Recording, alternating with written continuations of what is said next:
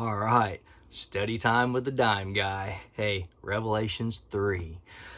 So this describes the last three candlesticks or churches that stand in the midst of Christ. And so Sardis is described as a dead church. They forgot how they even received him. You know, they forgot their humility. They forgot how the condition of their heart was, and they just trucked right along with life.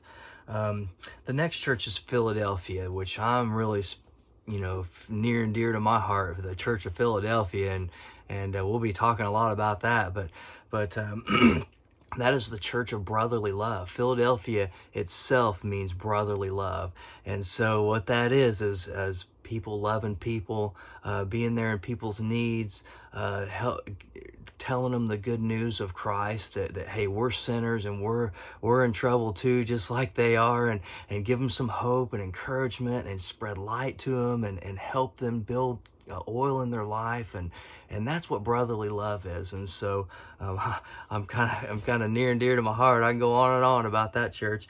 And then there's the Laodiceans, and so the Laodiceans are described as a lukewarm church, and he's like, man, if you were hot or cold, I could stand you, but you lukewarm. You're like vomit in my mouth. Blah.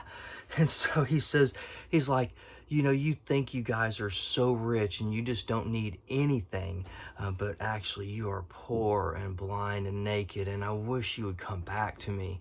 And so, Christ allows these churches to continue. And it's not like churches by name as much as how we do church, much like the Philadelphia church. I do church because I love people. So one extension, because I've been forgiven of so much. I feel like I want to help others who also need the feeling of forgiveness and that understanding of forgiveness from the Father, so they can carry forward. And so it's how we do church. So all those churches are how people do church. They may not have a name. They're not named like, the first church of whatever.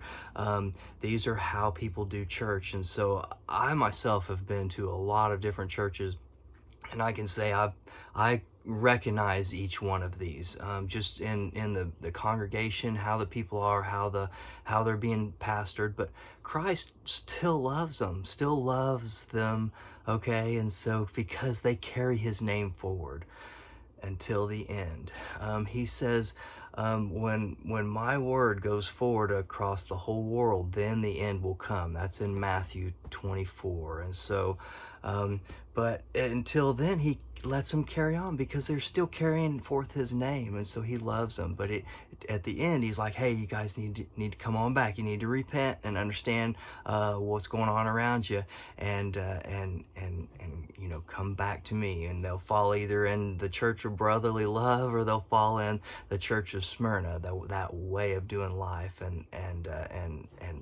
the church. And so anyway, I